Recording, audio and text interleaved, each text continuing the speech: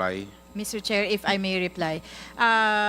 As recognized by the honorable representative, I am not able to explain why it was not implemented in 2016. But when a new performance assessment was organized by the DOE, and then we participated also because of the position of NGCP that only ERC is the one that they recognize. We participated and led the assessment, but still NGCP refused to provide those documents, and we have letters to show, Mr.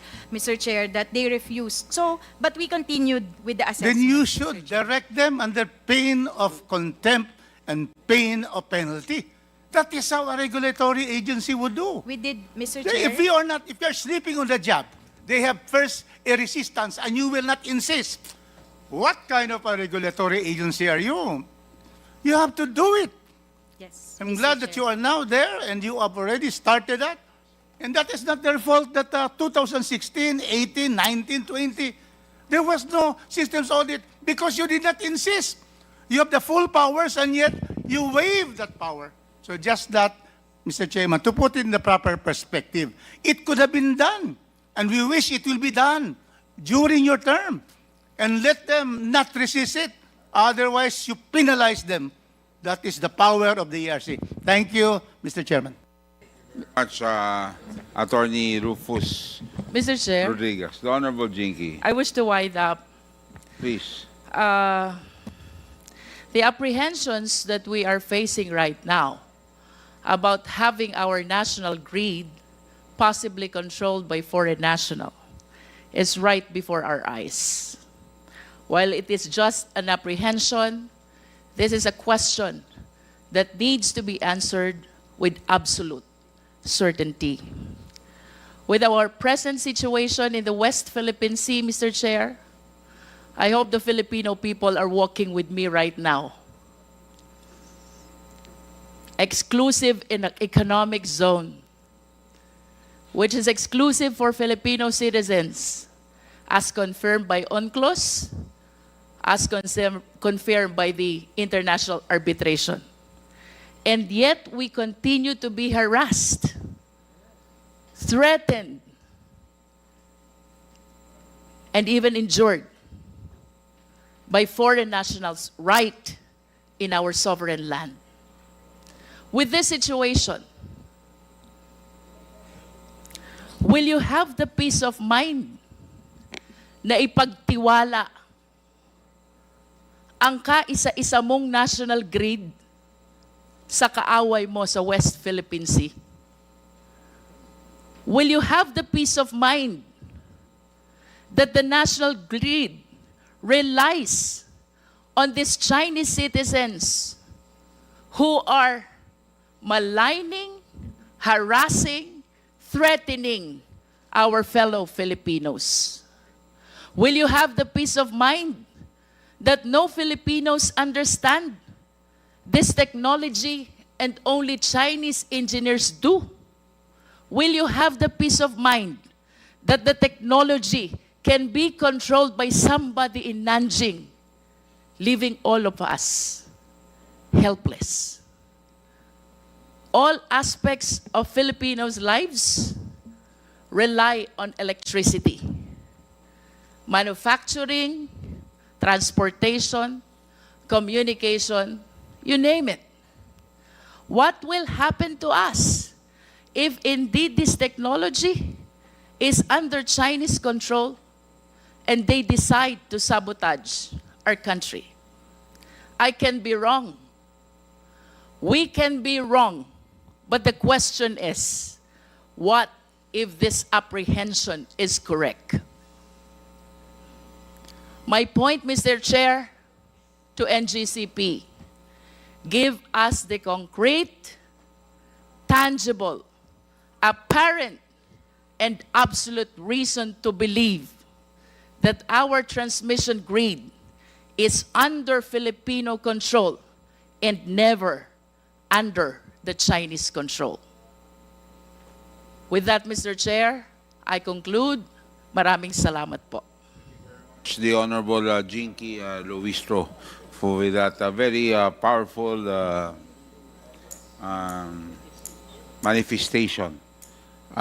So the burden of proof, of course, is again with NGCP.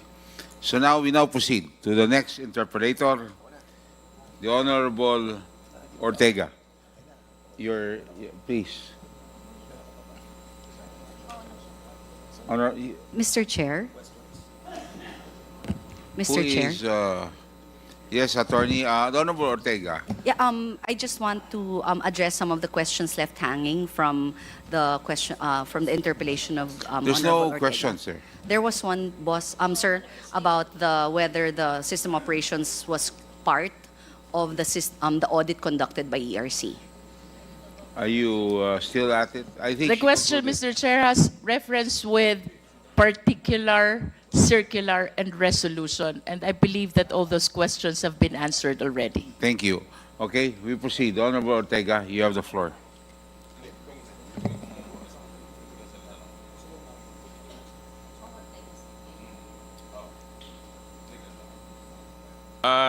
Thank you, Honorable Chair. Madami na po na natanong actually pa. Medyo dodoble na po yung mga katanungan natin. I would just like to double down po sa mga requests po, sa mga manifestations kanina, saka of course yung subpoena ni Kong Jinky na we are expecting na NGCP yung full cooperation po ng NGCP dito kasi parang there are some irregularities na nga po na lumalabas, not only with the franchise, but yun nga po, sabi ni Kong Jingy kanina, there are already questions of security, national security and national interest. So, kanina po ako kinakalabit nung katabi ko. So, Mr. Chair, I would like to yield my time to my childhood idol, the Honorable Dan Fernandez. Fernandez is not at this time. Salamat po. Hindi pa oras na yun. Meron pang iba. Yielded back.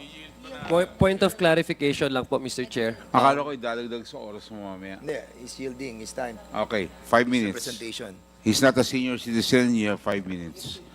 Kasi naputol po ako, pinutol niyo ako, chairman, kanina eh. So, pero gusto ko na magpahuli para at least nasa akin na yung full time. Pero hindi ako aalis dito hanggang hindi ko po natatapos lahat ng presentation natin. Anyway, Mr. Chair, with due respect, Mr. Chairman, Mr. Chair, just a clarification with due respect to Chairman Dan Fernandez. If a member yields his time to another member, does that mean that the sequence of interpellator will go as in order? Because or idadagdag na lang po yung oras. For example, when the time comes that Chairman Dan Fernandez will be asking his interpellation. Yes, the procedure is the slot. If they yield the time, the slot is taken over by another member. Okay, akala ko idadagdag lang yun sa oras. That's kaya what mas I thought mataas. until I was corrected by the COMSEC. Thank you. Mr. Chair. So, Thank you, so, Chairman Dan. Thank you. So, the Honorable Dan, 5 minutes. okay. Recap po tayo, no? Kasi naputol po tayo kanina. So, again, yung pong third regulatory period, Mr. Chairman, ay yung tinatawag po natin kung ano yung taripa na ginamit po ng NGCP. Okay. So, there ay na-compute po ng consultant ng ERC yung sinasabi po nilang closing RAB, kung ano po yung tamang computation ng kanilang total asset. Kasama na po depreciation and everything.